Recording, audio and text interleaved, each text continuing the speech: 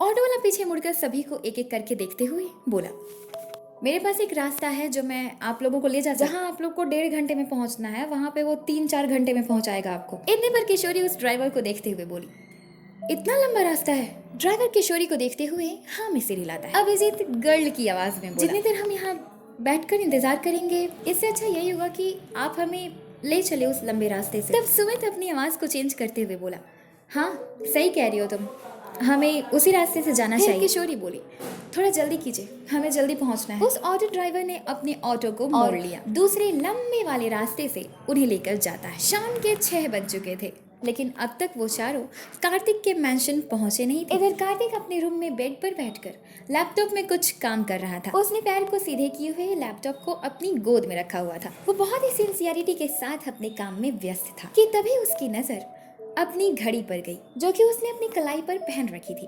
वो टाइम देखता है जिसमें 6 बज चुके और तभी उसे पूर्वी का ख्याल आया।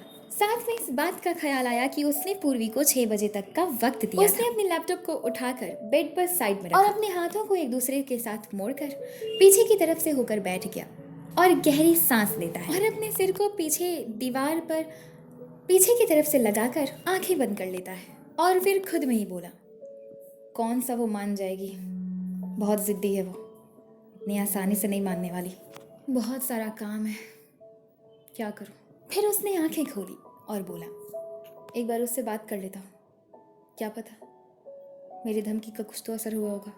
इतना ही सोचकर कार्तिक बेड से नीचे उठकर खड़ा हुआ और वहां से चलकर सीधे पूर्वी के कमरे में। कमरे के बाहर पहुंचकर उसने देखा कि रूम का गेट अभी खुला था। वो जैसे ही एंटर करके बेड की तरफ देखता है, उसने देखा कि पूर्वी अपने पैरों को नीचे रखकर बेड पर बैठी हुई रो रही थी। जब कार्तिक अंदर एंटर करता है तो पूर्वी को एहसास हुआ कि कोई आया है। इसी वजह से उसने अपने सिर को घुमाकर कार्तिक की तरफ देखा। कार्तिक को देखते ही वो उठकर खड़ी हो गई और उसने अपने दोनों हाथों से अपने आंसुओं को साफ कर लिया। कार्तिक उसे देखते हुए बोला, क्या बात है, अब तक तुमने ना ड्रेस चेंज किया है और ना ही कुछ खाया है। इतने पर पूर्वी रोते हुए बोली, अब क्या चाहिए तुम्हें? कार्तिक बोला, शायद तुमने टाइम नहीं देखा है पूर्वी, मैं अपने सवाल का जवाब लेने आया हूँ। पूर्वी अपने सिर को घुमाकर वॉल पर क्लॉक में देखती है जिसमें 6 बज चुके थे। तब उसे कार्तिक की दिन में कही हुई बातें याद आई। कार्तिक बोला, ऑफ कोर्स तुम मुझे मना करने की गलती तो कभी नहीं करोगी। पूर्वी बिना सोचे बोली, गलती? तुम्हें मना करने की गलती? तुम मेरा जवाब जानते हो कार्तिक, मैं तुम्हें एक्सेप्ट कभी नहीं करूंगी। क्या तुम अभी भी मुझसे एक्सपेक्ट करते हो कि मैं तुम्हें एक्सेप्ट कर लूं? सब कुछ भूल कर, तुमने मेरे दोस्तों के साथ जो किया वो भूल कर मैं तुम्हें एक्सेप्ट कर लूं? मैं इतनी सेल्फिश नहीं हूँ। मेरे फ्रेंड्स की तरफ आंख उठाकर देखने वाले को मैं माफ़ नहीं करती, और तुमने उन लोगों के साथ जो किया है उसके लिए तो तुम्हारी जान ले लेनी चाहिए। बस एक बार मैं यहाँ से निकल जाऊँ ना, फिर तुम्हें बताती हूँ। तुम्हें जेल में नहीं डलवाया ना तो मेरा नाम भी पूर्वी नहीं। कार्तिक उसकी बात पर हंसने लगा और हंसते हुए बोला, जेल और मुझे? तुम्हें पता है इस दुनिया में अगर कुछ इम्पॉसिबल है तो वो है कार्तिक सिन्हा को सजा देना। अभी तुम मेरे बारे में जानती नहीं हो कुछ भी, इसलिए ऐसी बहकी बहकी बातें कर रही हो। जिस दिन जान जाओगी उस दिन तुम्हें समझ आएगा कि कार्तिक सिन्हा क्या है, फिर ऐसी बात करोगी ही नहीं। अब तक कार्तिक पूर्वी के सामने 2 कदम की दूरी पर खड़ा था। वो उसकी हाइट तक झुककर उसकी आंखों में देखते हुए बोला, पूर्वी तुमने आज 2 बड़ी गलतियां की हैं। पूर्वी हैरानी से उसे देखती है। कार्तिक उसे हैरान देखकर बोला, हैरान ना हो, बताता हूँ कि तुमने कौन सी 2 गलतियां की। पूर्वी उसे देख रही थी। कार्तिक सीधा खड़ा हुआ और उसे देखते हुए ही उसके गोल गोल घूमते हुए बोलने लगा, तो पहली गलती तुमने की कि तुमने मुझे एक्सेप्ट नहीं किया, और दूसरी गलती जिससे तुम एक्सेप्ट मुझे ना करने के बाद भी बच सकती थी मुझसे, वो ये है कि तुमने खाना नहीं खाया। कार्तिक फिर पूर्वी के सामने आकर रुका और उसे देखते हुए बोला, मैंने तुम्हें बताया था ना कि 6 बजे के बाद मैं अपनी मर्जी का करूँगा। 6 बज चुके हैं और तुमने मुझे एक्सेप्ट नहीं किया है। पूर्वी घबराते हुए, हाँ अपनी हद तो बता दी है तुमने अभिजीत पर गोली चला के, अब अपनी शैतानियत का भी परिचय दे दो। इतने पर कार्तिक गुस्से में अपने दोनों हाथों उसके दोनों बाजुओं को पकड़ लेता जिससे कि पूर्वी डर जाती है। पूर्वी डर कर उसकी आंखों में देख रही। तब कार्तिक गुस्से से उसे देखते हुए बोला, शैतानियत का परिचय नहीं पूर्वी, और तुम्हें क्या पता कि मैं क्या क्या कर सकता हूँ। अभी तुम मेरी हद नहीं जानती। मैं चाहता तो अभिजीत को जान से मार सकता था। अपने हिसाब से तो मैंने उसे जान से मार ही दिया था, पर उसका वो मेरी लापरवाही थी। पूर्वी, मैं तुमसे प्यार करता हूँ, तुम पसंद हो मुझे, इसलिए अब तक तुम्हारे नखरे सहते आ रहा हूँ। पर अब बहुत हुआ, क्योंकि अब मैं घर वापस जाना चाहता हूँ। कंपनी के बहुत सारे काम हैं जो छूट रहे हैं। मैंने तुम्हें कहा था कि मुझे मजबूर मत करो उस चीज़ के लिए जो मैं करना नहीं चाहता, लेकिन तुमने अपनी जिद के आगे मेरी एक नहीं सुनी। मैंने तुम्हें कई मौके भी दिए, पर अब नहीं। तुम अपने सारे मौके गंवा चुकी हो पूर्वी। आज जो मैं करूँगा तुम्हारे साथ, उसके बाद से तुम्हारी नज़र में मेरी जो भी इमेज, क्योंकि मैं जानता हूँ कि अभिजीत अगर जिंदा है तो वो दोबारा मेरे रास्ते में आने की कोशिश जरूर करेगा। कोशिश तो कर ही रहा होगा वो। मुझे नहीं लगता कि चुप बैठने वालों में से है वो। तो क्यों ना मैं तुम्हें पूरी तरीके से अपना ही बना लूं। ये बात सुनते ही पूर्वी हैरानी से उसे देखने लगी।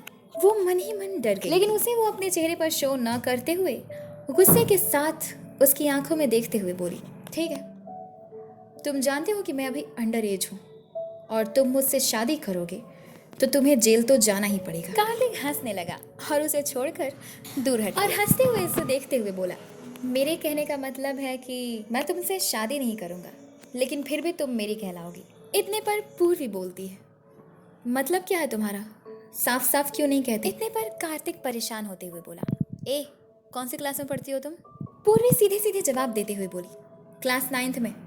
क्यों, क्या हुआ? कार्तिक बोला, तुम्हारे क्लास में पढ़ाई नहीं होता क्या? पूर्वी गुस्से से उसे घूरते हुए बोली, इससे पढ़ाई का क्या लेना देना है, बताओगे तुम मुझे? इतने पर वो सोचते हुए बोली, एक मिनट, क्या कहा तुमने? अगर तुमने ऐसा कुछ भी अनाप शनाप करने की कोशिश भी की तो तुम्हारी जान ले लूंगी मैं कार्तिक। कार्तिक बोला, जान लेने के लिए तुम्हारे अंदर भी जान होनी चाहिए, लेकिन एनर्जी तो है ही नहीं तुम में। मुझसे फाइट कैसे करोगी? हाँ, इतना ही कहकर वो पूर्वी की तरफ बढ़ते हुए अपनी घड़ी को उतार कर बेड पर फेंक देता है। वो पूर्वी को गुस्से से देखते हुए उसकी तरफ धीरे धीरे बढ़ रहा था। पूर्वी डर कर धीरे धीरे पीछे हट रही थी और डर से उसे देखते हुए बोली, मैं कभी सपने में भी नहीं सोच सकती थी कि तुम ऐसे होगे। अब तो पूरी तरीके से नफरत है मुझे तुमसे। वो अभी भी उसकी ओर ही बढ़ रहा था। पूर्वी पीछे हटते हुए ही बोली, देखो कार्तिक, तुम जो करने की कोशिश कर रहे हो वो गलत है। इतने पर पूर्वी के पीछे दीवार आ गया, जिसकी वजह से वो रुक गई। कार्तिक अभी भी उसे देखते हुए ही उसकी थोड़ी ही देर में वो उसके नजदीक आकर उसकी हाइट तक झुका और अपनी एक हाथ से उसकी बाईं बाजू को पकड़ लेता है। वो पूर्वी के बहुत नजदीक था। पूर्वी डरते हुए उसकी आंखों में चुपचाप वो अंदर ही अंदर बहुत ज्यादा घबराई हुई थी। कार्तिक की पकड़ ही उसे बता रही थी कि वो कार्तिक के सामने कुछ क्योंकि उसने 2 दिनों से कुछ खाया पिया। पूर्वी तो बोल भी बहुत मुश्किल से रही थी। फिर कार्तिक पूर्वी के लिप्स को देखता है, जिसे देखते हुए पूर्वी देख लेती है। तभी पूर्वी की दोनों आंखों से आंसू आ जाते हैं, जिस पर कार्तिक वापस उसकी आंखों में इस वक्त पूर्वी को अभिजीत की बहुत याद सता रही थी, जो उसे हर छोटी सी छोटी मुश्किलों से भी बचा कर जो हमेशा ही उसके लिए कार्तिक सिन्हा से लड़ जाया करता, चाहे उसके सामने लाखों लोग क्यों ना हो। वो परवाह करता तो सिर्फ पूर्वी कार्तिक के पास बहुत ज्यादा अनकंफर्टेबल और अनसेफ महसूस कर रही थी, वो भी पहली बार। फिर पूर्वी साहस करते हुए गुस्से में बोली, कार्तिक सिन्हा, तुम जो करना चाहते हो वो तुम कभी नहीं कर पाओगे। तुम जो करोगे उसके बाद मैं मर जाऊंगी, लेकिन तुम्हें एक्सेप्ट नहीं करूंगी। तुम जानते हो कि मैं एक मिडिल क्लास फैमिली गर्ल हूँ। वो छोड़ो, मैं एक गर्ल हूँ जिसके कदम कदम पर कांटे होते हैं, और जब किसी लड़की के साथ ऐसा कुछ हो जाए तो उसे समाज चैन से जीने नहीं देता। ये बात तो तुम्हें पता होगी ना, पूरी दुनिया घूमे हो तुम। समाज क्या, उसका परिवार ही उसको ठुकरा देता है। तुम्हें जो करना है कर लो, उसके बाद तुम्हारे साथ क्या होगा उससे तुम इमेजिन भी नहीं कर सकते कार्तिक। तभी कार्तिक बोला, यही तो मेरा प्लान है, यही तो मैं चाहता हूँ कि तुम्हें समाज भी ठुकरा दे, तुम्हारा परिवार भी ठुकरा दे। एंड व्हाट यू थिंक, तुम जब कार्तिक सिन्हा की हो जाओगी तो तुम्हें मैं सुसाइड करने दूंगा। हाँ, कार्तिक सिन्हा अपनों का बहुत ख्याल रखता है और फिर मैं तो तुमसे प्यार करता हूँ। फिर वो पूर्वी की बाजू को पकड़े हुए ही घड़ी में टाइम देखते हुए बोला, देखो पूर्वी, मेरे पास ज़्यादा वक्त नहीं है, तो मेरा टाइम ज़ाया मत करो। ये सुनते ही पूर्वी बहुत ज़्यादा डर जाती है। अब उसे कुछ भी सूझ नहीं रहा था कि वो क्या करे। वो घबराहट से अपनी दोनों हाथ की मुट्ठी को जोर से बंद किए हुई थी और अपने दिमाग में कुछ सोच रही थी कि आखिर कैसे बचा जाए। पूर्वी अपने बाजू को उससे छुड़ाने की कोशिश करती है, लेकिन उसने दूसरे हाथ से भी उसकी दूसरी बाह को पकड़ लिया, वो भी बहुत जोर से। फिर भी पूर्वी कोशिश करना नहीं छोड़ती है। वो उसे खुद से दूर करने की कोशिश करती है, लेकिन वो पूरी तरीके से कार्तिक के कंट्रोल में थी। कार्तिक बहुत ज्यादा स्ट्रांग था। पूर्वी खुद को बहुत मजबूर महसूस कर रही थी, जिसकी वजह से वो जोर जोर से चिल्लाते हुए रोने लगी। हुए ही कार्तिक को देखते हुए बोली, प्लीज मुझे जाने दो। कार्तिक नॉर्मली उसे देखते हुए कुछ बोलने ही जा रहा था। इतने पर एक आवाज उन दोनों के कानों में गूंजती है, जिससे पूर्वी झट से रोना बंद करके और दरवाजे की तरफ देखती है। कार्तिक बोलते बोलते रुक गया। पूर्वी ने देखा कि वो एक गार्ड था। पूर्वी की जान में जान आती। कार्तिक उस गार्ड की आवाज पर पूर्वी के बाजुओं को छोड़कर सीधा खड़ा हुआ और दरवाजे की तरफ मुड़कर गार्ड को देखते हुए बोला, मुझे डिस्टर्ब करने का मतलब जानते हो? वो डर से उसके सामने सिर को झुका लेता है और बोलता है, माफ कीजिएगा सर, कुछ लड़कियां आई हैं जो आपसे मिलना चाहती हैं। कार्तिक हैरानी से बोला, लड़कियां? तुम कह दो उनसे मैं उनसे नहीं मिलूंगा। पूर्वी मन ही मन भगवान जी से प्रे कर रही थी कि बस कार्तिक यहाँ से चला जाए। उस गार्ड ने अपने सिर को उठाया और पूर्वी को देखा, जिसकी आंखों में आंसू थे और बड़े ही उम्मीद के साथ वो उस गार्ड को देख रही। तब वो गार्ड कार्तिक को देखते हुए बोला, सर वो लोग जॉब चाहती हैं, आपने बुलाया था ना उन्हें? मतलब हम लोगों को कहा था कि लेकर आए, आप प्लीज़ एक बार उनकी जांच कर लीजिए। कार्तिक सोचता है और बोला, ठीक है, चलो तुम चलो, मैं आता हूँ। वो गार्ड वहाँ से चला गया और पूर्वी को देखता है। पूर्वी भी चुपचाप उसे देखती है। 10 मिनट में आता हूँ मैं। इतना ही कहकर बेड से अपनी घड़ी उठाकर उसे पहनते हुए कमरे से बाहर चला गया। कोई और नहीं, अभिजीत, राघव, सुमित और गौतमी। जैसे ही कार्तिक पूर्वी के रूम से निकला, उन चारों ने सिर उठाकर उसे देखा, जो कि सीढ़ी की तरफ अपनी कलाई पर अपनी घड़ी बांधते हुए आ रहा था। वो चारों ही उन्हें गुस्से से देख रहे थे, क्योंकि उन चारों को पता था कि कुछ हुआ है, क्योंकि पूर्वी के चिल्लाकर रोने की आवाज नीचे तक आ रही थी, इससे कि इन चारों को कार्तिक पर बहुत गुस्सा आ रहा था। राघव और सुमित ने बहुत ही मुश्किल से अभिजीत के गुस्से को शांत किया। कार्तिक सीढ़ियों से नीचे उतर रहा था। उसने अब अपनी कलाई पर घड़ी बांध ली थी। तब उसने उन चारों को देखा। कार्तिक ने जैसे ही अभिजीत को देखा, वो बस उसे देखता ही रह गया। अभिजीत बहुत खूबसूरत दिख रहा था। वो बिल्कुल पहचान नहीं आ रहा था कि वो कोई लड़का है। ऐसा लग रहा था कि कोई खूबसूरत सी लड़की खड़ी है। वो अभिजीत को देखते हुए ही सीढ़ी से नीचे उतर रहा था और अभिजीत चुपचाप बिना किसी इमोशन के वो कार्तिक को देख रहा था, क्योंकि मन ही मन अभिजीत बहुत गुस्से में था। गौतमी, राघव और सुमित भी गुस्से से ही कार्तिक को देख रहे थे। उन तीनों के चेहरे पर गुस्से का इमोशन दिख रहा था, लेकिन कार्तिक उन्हें तो तब देखता जब उसकी नजर अभिजीत से हटती। तब गौतमी उसे देखते हुए मन में बोली, ये अभिजीत को ऐसे क्यों देख रहा है? पागल हो गया क्या ये? कार्तिक जब सीढ़ी से नीचे आया तो उसने अभिजीत से अपनी नज़र हटा ली और उन चारों के सामने वाले सोफे पर आकर उन्हें देखते हुए बैठा और गौतमी को देखते हुए बोला, मैं जो तुम लोगों को काम दूंगा वो तुम लोग कर लोगे? गौतमी गुस्से में थी। उसने लड़के की आवाज़ में गुस्से से कहा, काम ही करने आए हैं, अब भजिए तलने तो आए नहीं हैं। गौतमी ने ऐसा जैसे ही कहा, वैसे ही कार्तिक को गौतमी की याद आई। वो गुस्से से उसे देखते हुए बोला, जुबान बहुत लंबी है तुम्हारी, यहाँ काम मांगने आए हो तो नौकरों की तरह पेश आना होगा तुम्हें। इतने पर अभिजीत सब कुछ संभालते हुए बोला, वी आर सॉरी सर, ये थोड़ा बड़बोला है, बहुत बोलता है, इसे माफ़ कर दीजिए सर, इसकी तरफ से मैं माफ़ी मांगती हूँ। कार्तिक उसके कहने पर कुछ नहीं और फिर उसे देखते हुए बोला, नाम क्या है तुम लोगों का? और अभिजीत को देखने लगा। अभिजीत बोला, जी मेरा नाम, और सोचता है। तब राघव, सुमित और गौतमी ने मन में सोचा कि हमने तो कोई नाम ही नहीं सोचा। अभिजीत अभी सोच ही रहा होता है, इतने पर कार्तिक बोला, क्या हुआ, अपने नाम भूल गई तुम? अभिजीत उसकी बात पर उसे देखकर मुस्कुराया और बोला, नहीं सर, वो मेरे 2 नाम है ना, तो मैं सोच रही हूँ कि मैं आपको कौन सा नाम बताऊँ। इतने पर कार्तिक बोला, कोई भी बता दो, तुम्हें तो बस काम से मतलब है ना।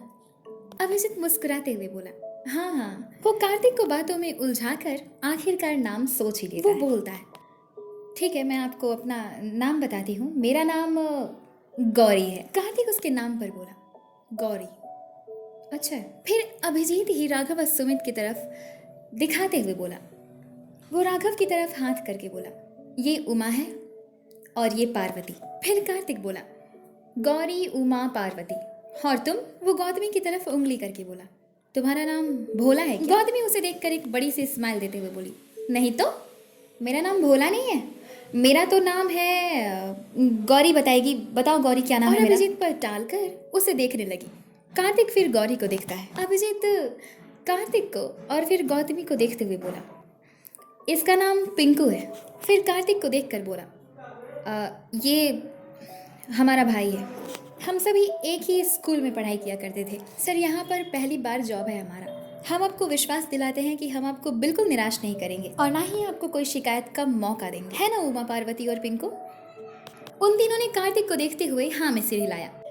कार्तिक गौरी की बात से बहुत प्रभावित हुआ। कार्तिक बैठे हुए ही अपने पैर के ऊपर पैर करके आराम से सोफे पर पीछे की तरफ से होकर बैठ गया और गौरी को देखते हुए बोला, तुम मुझे शिकायत का मौका नहीं दोगी, तुम्हारे आत्मविश्वास को देखकर अच्छा लगा। तो चलो एक छोटा सा टेस्ट लेते हैं तुम चारों का। ये सीढ़ी देख रही हो? वो सीढ़ी की तरफ उंगली से इशारा करते हुए बोला। उन चारों ने उस सीढ़ी की तरफ देखा। फिर वो उन चारों को देखते हुए बोला, इस सीढ़ी से ऊपर जाओ और जिस कमरे से अभी मैं निकल के आया हूँ उस कमरे में एक लड़की है, उसे किसी तरह से खाना खिलाना है, मनाकर। इतने पर राघव बोला, इसमें कौन सी बड़ी बात है, लड़की को खाना खिलाना है ना, मैं खिला दूंगी। कार्तिक बोला, इतना आसान होता तो मैं स्पेशल तुम लोगों को बुलाता, इस मेंशन में इतनी सारी मेड्स हैं, वो नहीं खिला देती, या फिर खुद मैं खिला देता। इतने पर गौतमी बोली, आप इस मेंशन में अकेले रहते हैं? कार्तिक अपने हाथ को पीछे खींच लेता है और फिर उसे देखते हुए बोला, नहीं, मेरे साथ मेरी गर्लफ्रेंड रहती है। अभिजीत चुपचाप उन दोनों की बातें, फिर वो चारों तरफ देखते हुए बोली, कहाँ है वो? कार्तिक उसे देखते हुए बोला, जिस लड़की की मैंने बात की है वही मेरी गर्लफ्रेंड है। इतने पर सुमित बोला, तो फिर आप अपनी गर्लफ्रेंड को खुद ही खाना क्यों नहीं खिला देते? क्या वो आपसे नाराज है? अभिजीत को मन ही मन गौतमी और सुमित पर बहुत गुस्सा आ रहा। कार्तिक बोला, हाँ वो नाराज है, वो नाराज होती है तो पूरे घर को सिर पे उठा ले। तो तुम सब एक एक करके जाओ। पिंकू, पहले तुम जाओ। गौतमी अभिजीत और राघव सुमित को देखती है। वो बहुत खुश थी कि वो अपनी दोस्त से इतने दिनों बाद मिलेगी, इसी वजह से वो खुशी से बोली, यस सर। कार्तिक को पूरा विश्वास था कि पिंकू तो उसके सामने टिक नहीं पाएगा। गौतमी सीढ़ियों से भागते हुए पूर्वी के कमरे के बाहर बहुत ज्यादा खुश हुई। वो इतनी ज्यादा खुश थी कि उसकी आंखों में आंसू आ जाते हैं। वो अपने आंसू को पोंछकर खुद को संभालते हुए अंदर जाते ही वो देखती है कि पूर्वी बेड पर बैठकर बहुत जोर जोर से रो रही है। उसे रोता देख गौतमी बहुत भावुक हो गई। जैसे ही पूर्वी को एहसास हुआ कि किसी ने उसके कमरे में एंटर किया है, वो अपने सिर को घुमाकर उसे देखती है और उसे देखते ही उठकर खड़ी हो गई और चिल्लाते हुए बोली, चले जाओ यहाँ से वरना तुम्हारा मुंह तोड़ दूंगी मैं। गौतमी भावुक मन से उसकी तरफ बढ़ते हुए धीमी आवाज में बोली, मैम। वो उसकी तरफ जाने से न रुकी तो पूर्वी ने पास में ही रखे एक टेबल से कांच के ग्लास को उठाकर उस पे चला दी। पर वो बहुत ज्यादा डर गई, इससे वो वहां रुकना ठीक नहीं समझती है। वो बोली, चिंता मत कीजिए, मैं चला जाता हूँ, ठीक है। पूर्वी गुस्से से बोली, जाओ यहाँ से। गौतमी ना चाहते हुए भी वहां से वापस निराश होकर नीचे आ गई। उसे निराश देखकर कार्तिक बोला, अब नेक्स्ट जाओ। तब उमा यानी राघव जाता है। राघव पूर्वी के कमरे में जैसे ही एंटर करता है, उसने देखा कि पूर्वी बेड पर बैठी थी। वो अभी भी रो रही थी। उसे रोता हुआ देखकर राघव को बिल्कुल अच्छा नहीं लगा। इतने पर पूर्वी उसे बिना देखे ही उस पर चिल्लाते हुए बोली, क्या तमाशा चल रहा है यहाँ पे, प्लीज चले जाओ यहाँ से। और गुस्से में उस पर सारे सामान की बारिश करने लगती है। राघव बचते बचाते वहां से अपनी जान बचाकर भागता है और सीधे नीचे लिविंग रूम में कार्तिक के सामने जाकर रुका। अभिजीत और सुमित बहुत परेशान हो गए। अभिजीत बोला, क्या बात है उमा, क्या हुआ? वो जोर जोर से सांस लेते हुए बोला, बहुत खतरनाक हो गई है। कार्तिक उसके शब्दों पर ध्यान न देते हुए बोला, मैंने कहा था कि उसे मनाना इतना आसान नहीं है। चलो नेक्स्ट कोशिश करो। फिर सुमित अभिजीत को ऐसी निगाहों से देखता है जैसे मानो वो उससे सवाल कर रहा हो कि अगर वो नहीं मानी तो हम मैंशन में रुकेंगे कैसे। अभिजीत उसे इशारे में ही आश्वासन देता है कि सब ठीक हो जाएगा। सुमित सीढ़ियों से पूर्वी के रूम की तरफ गया। वो रूम के बाहर जाकर खड़ा हुआ और बहुत हिम्मत करके उसके रूम में एंटर करता है। उसने रूम को चारों तरफ से देखा। पूरा रूम तहस तहस पूर्वी बेड के बगल में खड़े होकर उसे गुस्से से पूर्वी उसे भी कहाँ छोड़ने वाली थी। गुस्से में वो रूम के चारों तरफ से भारी सामान जो टूट फूट सकती थी उन सभी सामान को सुमित पर एक एक करके चलाने लगी। सुमित बचते बचाते उसके पास जाने की कोशिश करता है लेकिन वो वहां जाने में नाकामयाब हो जाता है। बाहर भाग कर आया और खुद को शांत करते हुए बोला, शांत हो जा सुमित, इसे तो अब अभिजीत ही संभालेगा। चल नीचे चलते हैं। वो जल्दी जल्दी नीचे गया और कार्तिक के सामने जाकर खड़ा हुआ और बोला, नहीं कर पाई। फिर कार्तिक गौरी को देखता है और बोला, अगर तुम नहीं कर पाई तो तुम चारों को यहाँ से निकाल दिया जाएगा। अभिजीत राघव, सुमित और गौतमी को देखता है और फिर कार्तिक को देखकर, मैं कोशिश करूंगी सर, मुझे भरोसा है खुद पर, मैं कर लूंगा। अभिजीत सीढ़ियों से पूर्वी के रूम की तरफ गया। अभिजीत अभी भी उसके कमरे के बाहर ही खड़ा था। उसने अपनी दोनों आंखों को बंद किया और दिल से मन में पूर्वी की तस्वीर को याद करता है और रूम के अंदर एंटर करता है।